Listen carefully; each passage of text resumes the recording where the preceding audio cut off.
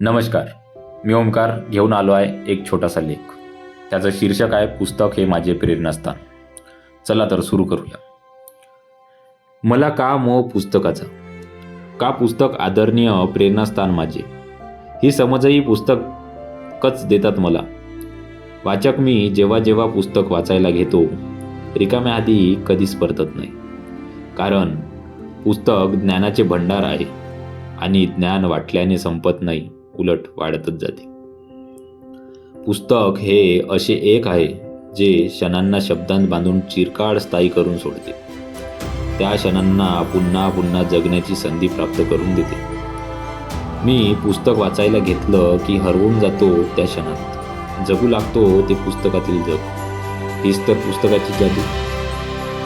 पुस्तक जरी भूतकाळात लिहिलेले गेले असलं तरी ते आपल्याला वर्तमानात जगायला शिकवते.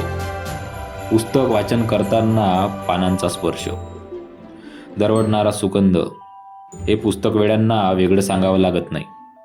हे इतकं ओळखीचं होऊन जातं की नुसता विचार जरी केला तरी ते अनुभवू लागतात. मी पुस्तकांकडून प्रेरणा घेतो ते म्हणजे त्यांचं सगळ्यांसाठी समभाव असणं, हवं तेवढं ज्ञान ओतून देणं, निस्वार्थ राहणं. मानवाला लिखाणकला अवगत झाली आणि पुस्तकाची निर्मिती झाली. तो काळ ठरला मानव इतिहासातील अमूल्य भेटीचा, मोठ्या परिवर्तनाचा. पुस्तकाने ज्ञानाची व्याप्ती वाढवली, ज्ञानाचा प्रसार झपाट्याने होऊ लागला. पुस्तकातून ज्ञानाचा प्रसार सोपा व प्रभावीपणे दिसू लागला आणि आज आपल्याजवळ पुस्तकाचे पर्वत आहे. लाखो कोट्यावधी पुस्तकांच्या विचारांची, ज्ञानाची देण आहे. पुस्तकाची ही कारकिर्दी अफाट पसरलेली आहे. या विशाल सृष्टीवरचा मी एक लहानसा कण याच कारकिर्दीचा चाहता आहे. पहिल्यांदा मी पुस्तक घेतलं ते म्हणजे शालेय अभ्यासक्रमातील. सुरुवातीला वाचता यायचं नाही म्हणून कंटाळा यायचा, पण जसजसा मोठा होत गेलो वाचता येऊ लागलं आणि पुस्तके माझ्या आवडीची बनू लागली.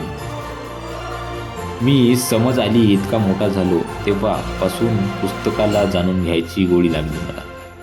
आज कळतं पुस्तकाचं जीवनातील स्थान काय. पुस्तके नसती तर भगवद्गीता, महाभारत, रामायण, ज्ञानेश्वरी, संतांचे अभंग, महात्म्यांचे विचार, असे बरेच काही या जीवनात जाणून घेता आलेच नसते. हे भाग्य पुस्तकाने आपल्याला दिले. खरे तर आपण सगळे पुस्तकाचे ऋणी आहोत. हे ऋण कधी फेडता येणार नाही, पण त्याचा आदर मात्र करू शकतो. त्याचे स्थान प्रेरणास्थायी ठेवू शकतो.